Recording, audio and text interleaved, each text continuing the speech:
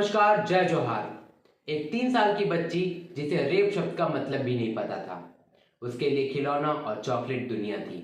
लेकिन महाराष्ट्र के एक छोटे से गांव में उसकी दुनिया हमेशा के लिए अंधेरे में खो गई। ये कहानी है यादनिया की। नवंबर 2025, नासिक। एक 3 साल की बच्ची जो अपने घर के पास खेल रही थी, उसे एक दरिंदे ने लालच दिया चॉकलेट का और उठा ले गया। और 3 घंटे बाद उसकी लाश मोबाइल टावर के पास मिलती है गांव में। रेप और मर्डर।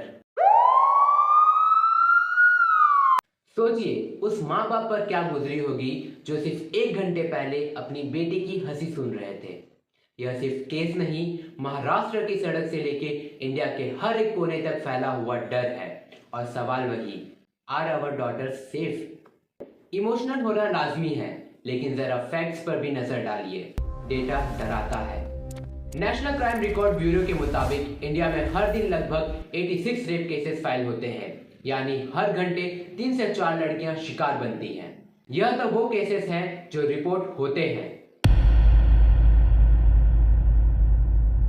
2025 की नारी रिपोर्ट के हिसाब से इंडिया की 40% वुमेन अपने ही शहर में अनसेफ फील करती है।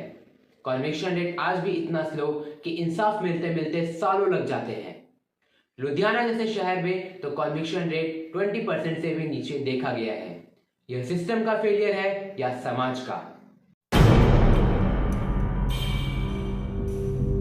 देश तब जागता है जब हैवानियत की हद पार हो जाती है।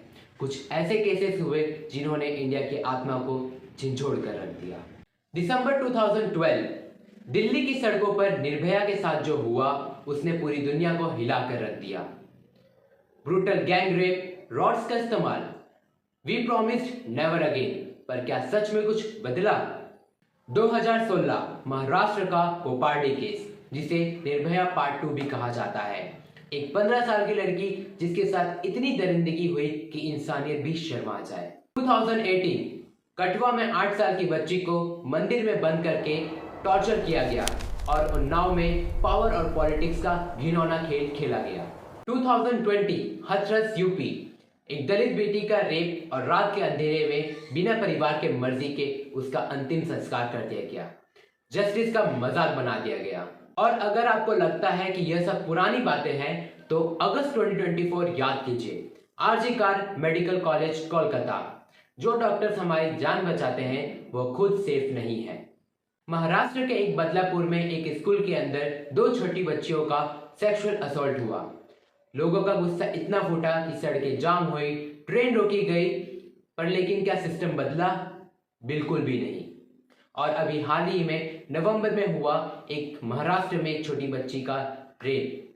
ये डॉक्यूमेंट्री देखकर आप शायद गुस्सा होंगे या फिर आप पेज स्क्रॉल कर देंगे, पर रुकिए, रेप सिर्फ एक क्राइम नहीं, ये एक मेंटालिटी है। सिर्फ कैंडल जलाने से अंधेरा दूर नहीं होगा। हमें अपने लड़कों की परवरिश बदलनी होगी, पुलिस का अकाउंटेबल बनाना होगा और जस्टिस का फास्ट ट्रैक सिर्फ नाम का नहीं, काम का होना चाहिए। तब तक हम इंडियाज डॉटर बोलकर रोएंगे। अब वक्त है हमें अपने इंडिया के बेटे को समझाने का, क्योंकि वो 3 साल की बच्ची, वो यादनिया, उसने अपनी जान देके हमें एक सवाल दिया है, अब और कितना?